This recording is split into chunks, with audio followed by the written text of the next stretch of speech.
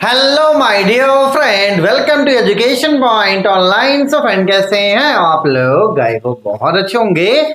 मेरे प्यारे बच्चों, आज हम लोग बात करने वाले हैं इंजीनियरिंग ग्राफिक्स के रोड मैप के बारे में कि किस तरीके से आपको अपने इंजीनियरिंग ग्राफिक्स को पढ़ना है ताकि आपका जो रिजल्ट है बेटा वो क्लियर हो जाए। और आप यहाँ पे देख सकते हो कि हमने डेडलाइन कितना रखा है, 45 डेज। ठीक है, चलो भैया, तो ये वाला वीडियो थोड़ा सा स्पेशल है ना। ये वाला वीडियो थोड़ा सा स्पेशल है, थोड़ा ज्यादा अटेंशन आप देना। जो हमारे सेकंड सेम में बच्चे हैं, बहुत ऐसे बच्चे भी हैं जिनका पेपर मर्सी होने वाला है, उनका ईडी का पेपर अच्छा नहीं गया है। तो खास करके जो हमारे मर्सी वाले बच्चे, वो भी आराम से वीडियो को देखो, चीजों को समझो और पैनिक मत करना, है ना। ग्राफिक्स में मैं जो स्टेप्स आपको बताऊंगा उसको आपको फॉलो करना है, पैनिक आपको बिल्कुल भी नहीं करना है। ठीक है, चल बेटा, तो अगर मैं आपसे सबसे पहले ग्राफिक्स की बात करूं तो इंजीनियरिंग ग्राफिक्स कैसा सब्जेक्ट है? तो देखो, स्टार्टिंग में जब आप पढ़ोगे ना, स्टार्टिंग जब आप इसको करोगे तो आपको लगेगा कि यार ये तो हार्ड है। स्टार्टिंग जब आपको करोगे तो बोलोगे अरे यार ये तो मजा नहीं आ रहा, ये हार्ड है। लेकिन जैसे जैसे आप आगे बढ़ते चले जाओगे, जैसे जैसे आप प्रैक्टिस करते चले जाओगे, ये आपका क्या हो जाएगा बेटा, बहुत इजी सब्जेक्ट हो जाएगा, है ना। ये क्या हो जाएगा मेरे प्यारे बच्चों, बहुत इजी सब्जेक्ट हो जाएगा। और इतना आप मानकर चलिए कि ग्राफिक्स के एग्जाम्स में आपको ड्राइंग बनाना ही पड़ेगा। बहुत बच्चे ये सोचकर बैठे हैं कि अरे सर हम तो थ्योरी लिख देंगे, 28 मार्क्स का आता, हम पास हो जाएंगे। भाई थ्योरी की कॉपी वो चेक ही नहीं करेगा, है ना। ग्राफिक्स में सबसे पहले आपका ग्राफ जो बुक है वो चेक होता है ना। उसमें आपने ड्राइंग बनाया है तभी जाके वो कॉपी देखेगा, अदरवाइज वो वहीं से फेल करके आपको छोड़ देगा। क्योंकि भैया ये आपके ड्राइंग का सब्जेक्ट है, तो आपको ड्राइंग बनाना जरूरी है। ठीक है, चलिए भाई साहब, ठीक है। तो आप क्या करो, ग्राफिक्स को स्टार्ट करने से पहले आप एक रूटीन बनाओ। रूटीन क्या होगा मैं आपको बता रहा हूं। देखो, सैटरडे आप घर पे रहते हो, संडे आप घर पे रहते हो, तो कोशिश आपको यह करना है कि सैटरडे संडे कम से कम 3 घंटे, कम से कम 3 घंटे आप ग्राफिक्स को दो। ठीक है, और इसके अलावा वीक में कोई 1 या 2 दिन, अगर आप एक दिन पढ़ रहे हो तो आप 3 घंटे पढ़ना, और अगर आप वीक में 2 दिन और पढ़ रहे हो ग्राफिक्स को तो आप 2-2 घंटा पढ़ना, अगर आप 2 दिन पढ़ रहे हो तो। ठीक है, तो अगर आप मेरे प्यारे बच्चों एक दिन पढ़ रहे हो तो आपको 3 घंटे पढ़ना है, अगर आप 2 दिन पढ़ रहे हो तो आपको क्या करना, 2-2 घंटे इसको देना है। ठीक है, चलिए, तो कुल मिलाकर वीक में आप कम से कम ग्राफिक्स को 10 घंटे आपको देना। और कभी भी बैठना तो आप बल्क में बैठना, आधे घंटे 1 घंटे के लिए मत बैठना। ग्राफिक्स आप जब भी पढ़ने बैठो, अगर आप सुबह उठे हो ग्राफिक्स पढ़ने बैठ गए आप 10 बजे, तो आप सोचोगे अब आपको 1 बजे उठना है ना। आपको क्या करना है, ग्राफिक्स को पहले 3-3 घंटे के बल्क में पढ़ना है। मैं फिर से आपको बोल रहा हूं, है ना, आधे घंटे 1 घंटे बैठकर ये सब्जेक्ट नहीं होने वाला। तो आप वीक में 3 दिन बैठो या 4 दिन बैठो, मैं डेली पढ़ने नहीं बोल रहा हूं, कम से कम अगर आप 3 दिन भी बैठते हो अपने वीक में, ठीक है, 3 दिन भी अगर आप बैठते हो तो आप 3-3 घंटे पढ़ो। ठीक है, अभी एग्जाम में कम से कम आपके 5 वीक हैं, तो आप अगर एक वीक में 9 घंटे पढ़ते हो तो 9-5-45 घंटे बहुत होते हैं भाई। 45 घंटे ग्राफिक्स के लिए बहुत है। ठीक है, और एग्जाम में अभी मैं ये मानकर चल रहा हूं कि 45 डेज का समय है। ठीक है, और इस बार गैप आपको नहीं मिलेगा, इस बात को समझ लीजिए। गैप में आप सिर्फ रिवीजन कर सकते हैं, है ना। फर्स्ट सेम वाले चक्कर में मत रहना कि सर 1-1 सप्ताह का गैप मिलेगा, 1 से 2 दिन, ज्यादा हुआ तो 2 दिन, ठीक है, या तो 1 दिन भी गैप मिल सकता है। इस मेंटलिटी से आप प्रिपेयर करो कि एग्जाम के गैप में कुछ भी नहीं हो सकता है। बिल्कुल मत घबराओ, आराम से सैटरडे से स्टार्ट करो। ये जो आने वाला सैटरडे 3-4 घंटे पढ़ो, फिर संडे 3-4 घंटे पढ़ो। ठीक है, बीच में 1-2 घंटे कभी उठा लिया, 1-2 घंटे, तो बीच में आप वो पढ़ लो, फिर सैटरडे को फिर 3-4 घंटे पढ़ो, फिर आप संडे को 3-4 घंटे पढ़ो। ऐसे करके आपका सिलेबस कवर अप हो जाएगा, पैनिक आपको नहीं करना। ठीक है, चलिए भैया, पढ़ना क्या क्या है ना, इसके बारे में बात कर लेते हैं। ठीक है, कभी भी बैठिए, आप बल्क में बैठना, 3 घंटे 4 घंटे, 3 घंटे 4 घंटे, 3 घंटे 4 घंटे। ठीक है, चल एग्जाम कब होगा? एग्जाम होगा जुलाई 20 से अगर स्टार्ट हुआ तो अगस्त 1 से 5 के बीच में हो सकता है। ठीक है, चलो भैया, अब आते हैं कि आपको तैयारी कैसे करना है। ठीक है, चलिए, सबसे पहले आप क्या पढ़ोगे बच्चों?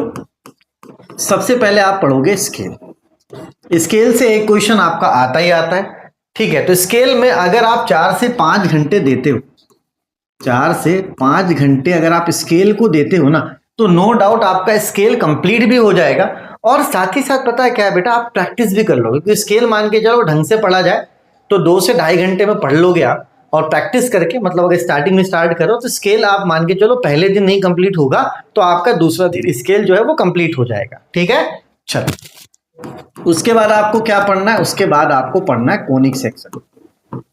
ठीक है, तो कोनिक सेक्शन आप मान के चलिए 3 घंटे का कोर्स है, 3 घंटे में आप पूरा कर लोगे। तो स्केल और कोनिक सेक्शन आप कोशिश करो कि फर्स्ट वीक में ये आप कर लो। आप फर्स्ट वीक में क्या करो, है ना, स्केल और कोनिक सेक्शन आप कर लो, है ना, 1 सप्ताह का आप लो, क्योंकि 5 सप्ताह में मान के चल रहा हूँ एग्जाम के हैं। तो पहले सप्ताह में आप क्या करो, स्केल और कोनिक सेक्शन अच्छे से कर लो, घबराने की बात बिल्कुल भी नहीं।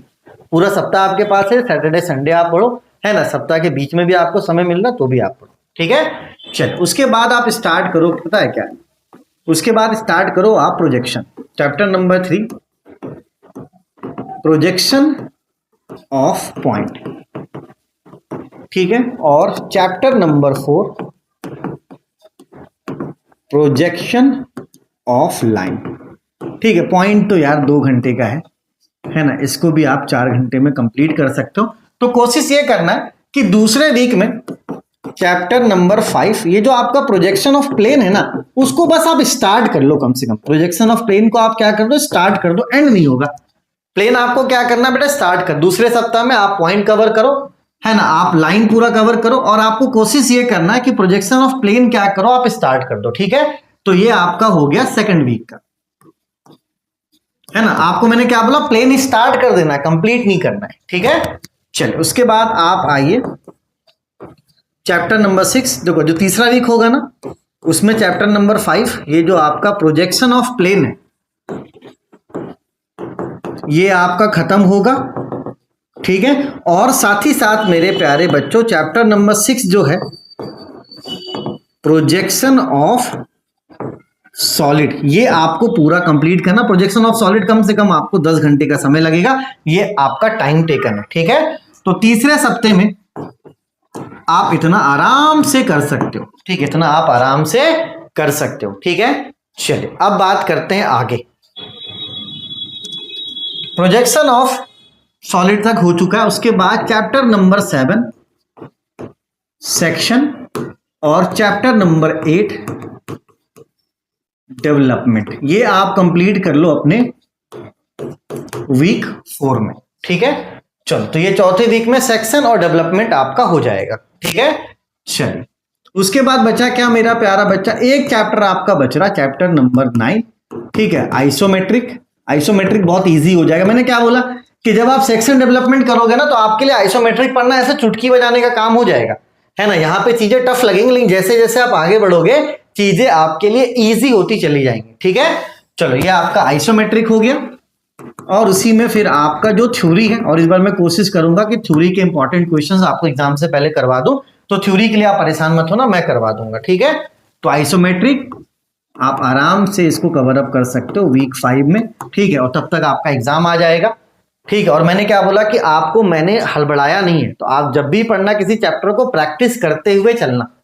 ठीक है, तो जब आप इतना पढ़ लोगे ना बेटा, और एग्जाम में अगर 2 दिन का गैप मिलता है, जैसे कि फॉर एग्जाम्पल आपका कोई पेपर है जो 8 को खत्म हो रहा है और ईडी आपका 11 को है, ठीक है, 9 और 10 का गैप है, तो आप देखो आपको टाइम कितना मिलेगा रिवीजन के लिए, ये आप समझना। आप 8 को पेपर देकर आओगे, 1 बजे आप सो जाओगे, आप आराम से उठोगे, है ना। शाम में आपको क्या करना है, शाम में आपको, ठीक है, 2 घंटे रिवीजन कर लेना है। 2 घंटे क्या रिवीजन कर सकते हो आप, स्केल और कोनिक सेक्शन, ये 2 घंटे में रिवीजन हो जाएगा। उसके बाद आपके पास पूरा 9 है और पूरा 10 है। अगर आप 9 तारीख को 8 घंटे पढ़ते हो, ठीक है, वैसे मुझे पता 8 घंटे से ज्यादा ही पढ़ोगे आप, लेकिन अगर आप इसको 8 घंटे पढ़ते हो और 10 को आप 8 घंटे पढ़ते हो, तो भाई 8 और 8 आपका कितना हो गया, 16 और 2 18 घंटा। अब एक बात बताओ यार, पढ़ तुम पहले ही लिए हो, 18 घंटा रिवीजन के बाद कोई फेल होता है क्या? होता है क्या फेल? पता है कौन होता है? मैं बताऊं आपको, मैं बताऊं कौन फेल होता है? सुनोगे कौन फेल होता है? इंपॉर्टेंट पढ़ने वाले फेल होते हैं, जिनको एग्जाम से पहले ये पता होता है कि ये इंपॉर्टेंट है, छाटा छुट्टी करते हैं, वो छाटते हैं, अरे ये इंपॉर्टेंट है, ये इंपॉर्टेंट है। भाई क्यों? पढ़ो ना, प्यारा सब्जेक्ट है यार, स्टार्टिंग में टफ लगेगा, बाद में इजी हो जाएगा। फेल होते हैं ना ग्राफिक्स में, इंपॉर्टेंट है यही पढ़ेंगे, फेल। थ्योरी है यही पढ़ेंगे, फेल। अपने पैर पे खुद कुल्हाड़ी मार। हम तो क्या, आप पिछले 2.5 महीने आपने क्या किया, हम पूछने गए आपसे कि मेरा बाबू सोना क्या कर रहा है 2.5 महीने से। आप 2.5 महीने नहीं पढ़े, आप बेवकूफ नहीं हो। आप अभी 2.5 महीने नहीं पढ़े, बेवकूफ नहीं हो। आने वाले 1.5 महीना नहीं पढ़ोगे, आप बेवकूफ हो।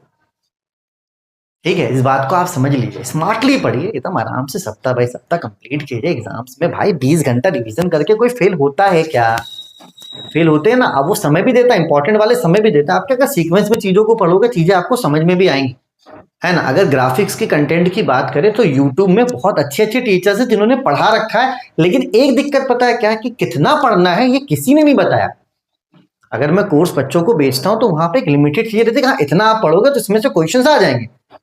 अगर आप यूट्यूब से पढ़ना चाहते हो ग्राफिक्स को, तो यूट्यूब में दिक्कत पता है क्या है, कि कितना पढ़ना है ना, ये आपको पता ही नहीं चलेगा, है ना। मैं तो आपको गारंटी के साथ बोल रहा हूं कि ये फॉलो करो।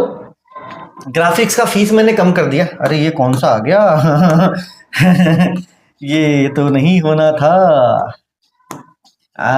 चलिए, अरे ये भी नहीं होना था। चलो कोई नहीं, कोई नहीं, कोई नहीं, कोई नहीं, कोई नहीं, हो जाता है कभी कभी। चलिए, तो भैया मैं आपको बताऊं 100 बात की एक बात, BEE आप लो, जितना मैंने आपको बताया है BEE का कोर्स लो, फीस मैंने कम कर दिया 599। जितना मैंने बताया उतना पढ़ो, पास, उतना माथा का हेडेक मत पालो। ठीक है, आप ग्राफिक्स का कोर्स लो, जितना मैंने आपको अभी बताया है 599 में पढ़ो, पास हो जाओ। क्योंकि आप फेल होते हो भाई 600 400 तो फॉर्म में लग जाते हैं। हाँ, 6 को कोर्स कर दो, आराम से पढ़ो, पास हो जाओ। M2 में भैया मैंने इतना क्वेश्चंस करवा रखा है, इतना क्वेश्चंस करवा रखा है कि M2 में जो मैंने बताया है उतना आप पढ़ लो। ठीक है, जितना क्वेश्चन मैंने करवाया उतना ही कर लो, काफी है भाई साहब, बहुत है, मोर देन इनफ। आपको बाहर से कुछ भी नहीं पढ़ना, है ना। कोर्सेज में एटलीस्ट मैंने इतना तो कवर अप करवा दिया कि बाहर से आपको कुछ भी नहीं पढ़ना है। ठीक है, कुछ भी का मतलब कुछ भी नहीं पढ़ना है। अभी भी आपके पास टाइम है, अगर आपने कोर्स परचेज नहीं करा चुपचाप से कोर्स परचेज कीजिए। मैंने क्या बोला बेटा, देखो मैथमेटिक्स 2 ये नहीं हो सकता सबसे। ठीक है, ये मैथमेटिक्स 2 मुझ पे छोड़ दो। ग्राफिक्स बहुत अच्छे अच्छे कंटेंट है, लेकिन जरूरत से ज्यादा कंटेंट है, आपको पता ही नहीं चलेगा पढ़ना क्या है छोड़ना क्या है। तो अब समय भी तो नहीं है ना। अगर आप स्टार्टिंग से पढ़ रहे होते तो समय होता। तो मैं फोर्स भी कर रहा हूँ कोर्स लोगों को, मुझे पता है भाई कि यही एक रास्ता है। कंटेंट अच्छा है, मैं नहीं बोल रहा हूँ कंटेंट अच्छा नहीं, बहुत अच्छा कंटेंट, लेकिन कितना पढ़ना है ना वो मेंशन ही नहीं है किसी में, कोई प्लेलिस्ट नहीं है। ठीक है, BEE में भी जो भी PYQ वगैरह थे, जो भी इंपॉर्टेंट सब कुछ करवा दिया भैया। तो M2 में क्या पढ़ना है, वीडियो का लिंक मैं डिस्क्रिप्शन पे दे दे रहा हूँ। BEE में क्या पढ़ना है, वीडियो का लिंक मैं डिस्क्रिप्शन पे दे दे रहा हूँ। ED में क्या पढ़ना मैंने आपको बकायदा प्रॉपर समझा दिया है। तो भैया अब आप पढ़ने के लिए लग जाओ, क्योंकि अगर अब आप लेट करोगे तो ये आपके रिजल्ट में दिखेगा। तब तक अपने और अपनों का खूब ख्याल रखिए। Take care, bye bye, Tata.